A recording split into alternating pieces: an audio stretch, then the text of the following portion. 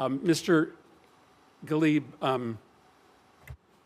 I don't think you are qualified to serve in this role, and I think that you have dug your hole deeper today. In response to Senator McCormick's pretty simple question, you refused to support maintaining Israel as a home for the Jewish people. I just don't know how we send an ambassador to the Middle East that doesn't support protecting Israel as a home for the Jewish people. Did you see what just went down in the Senate? Picture this. A Trump-picked ambassador nominee sitting under those bright Capitol lights gets asked a question that should have been a slam dunk. Thank you very much, Mr. Chairman. Mr. Bazell, I wanted to give you a second chance to answer a question that Senator Van Hollen put to you. I don't want to litigate the specific question of the persecution of the Afrikaner people. That's a policy that the administration has announced that I understand you will support. But Senator Van Hollen asked you a really simple question, like a layup question, and it is concerning to me that you couldn't give an easy, straight answer. He asked you, should we have a race-based refugee admissions policy as a nation? In other words, do you support having a refugee admissions policy that admits white refugees only? So let me ask you that question again. I don't want to get into the specifics of the Afrikaner issue. Do you support having a refugee admissions policy in this country that only admits white refugees? Senator, I don't make that policy. Well, but it's really important. But I think this is if I were to ask this question of virtually any nominee to be an ambassador prior to this panel, that would be an easy layup answer. No, of course, we don't support having a refugee policy where we only admit white people. So why can't you give me your personal view on that? Because, Senator, I am here to serve America and to do what the president is asking me to do. I'll be following the executive order of February. Senator Chris Murphy leans in and says, would you support laws that let only white people vote? The whole room waits. And the nominee dodges. Not once. Not twice. Over and over. Now let that settle for a second. This isn't some complicated debate over policy details or international treaties. It's a basic test of values. Are you willing to say, flat out, that voting should never be restricted by race?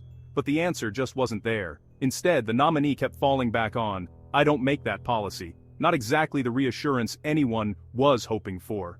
Murphy wasn't having it. He pressed again. Would you support bringing back laws so only white people can vote? And still, the nominee sidesteps, saying personal views don't matter. Would you support reinstituting laws in this country to only allow white people to vote? Senator, I'm going to serve as ambassador to South Africa, and I'm going to focus on that. You will not share your personal views on whether it is right or wrong to reinstitute discriminatory policies in this country to prevent black people from voting? Senator, my personal views are irrelevant. I am serving here to do what the president is asking me to do in South Africa. Well, that's just simply not true. The whole reason that you're appearing before this committee is because your personal views, your history is absolutely relevant to your fitness to serve. We wouldn't have this process if your personal views were not relevant. That is pretty stunning that you will not share your views not only on whether we should have a refugee admissions process that is race-based, but you won't share your personal views on whether we should reimpose discriminatory treatment against black Americans. That is absolutely relevant to your qualifications to serve, and your refusal to answer it, I hope, is something that every member of this committee will think about. But let's be real. If you're up for a job representing America, your principles absolutely matter. That's why these hearings exist. Mr. Ghalib, I don't think you are qualified to serve in this role, and I think that you have dug your hole deeper today. In response to Senator McCormick's pretty simple question, you refused to support maintaining Israel as a home for the Jewish people. I just don't know how we send an ambassador to the Middle East that doesn't support protecting Israel as a home for the Jewish people. And it didn't stop there. When Murphy asked about denouncing a city official's outrageous Holocaust comment, the nominee claimed they'd spoken out. But when pressed for proof, nothing. No statements. No headlines. No receipts. You could feel the tension.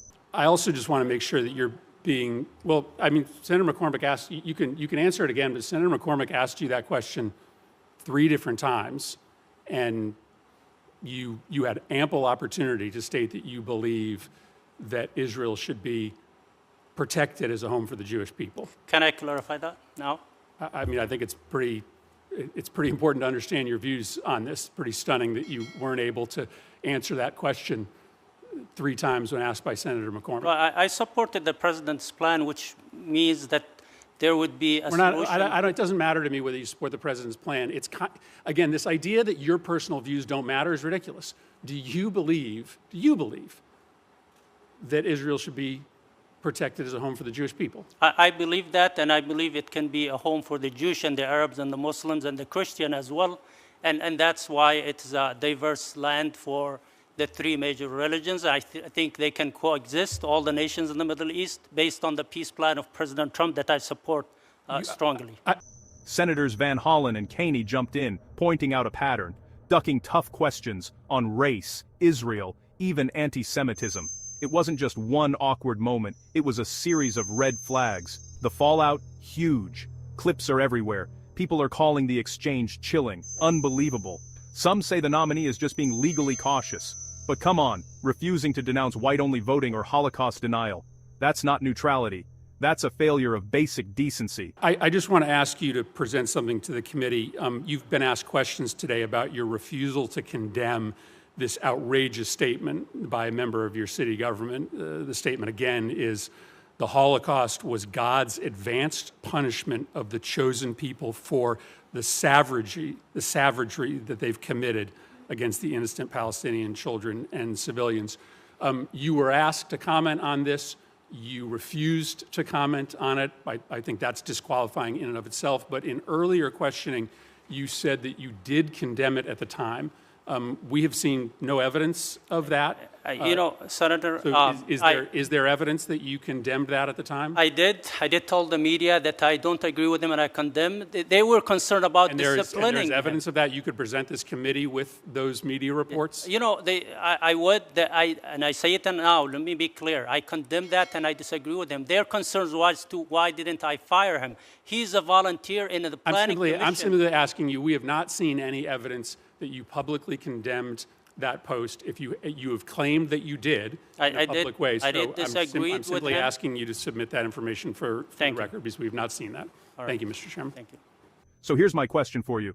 Should nominees be forced to share their personal stance on issues like this, or is keeping quiet ever okay? Drop your take in the comments. If you want more unfiltered takes on politics, hit subscribe and stay tuned. This is Hot News Today. Stay bold.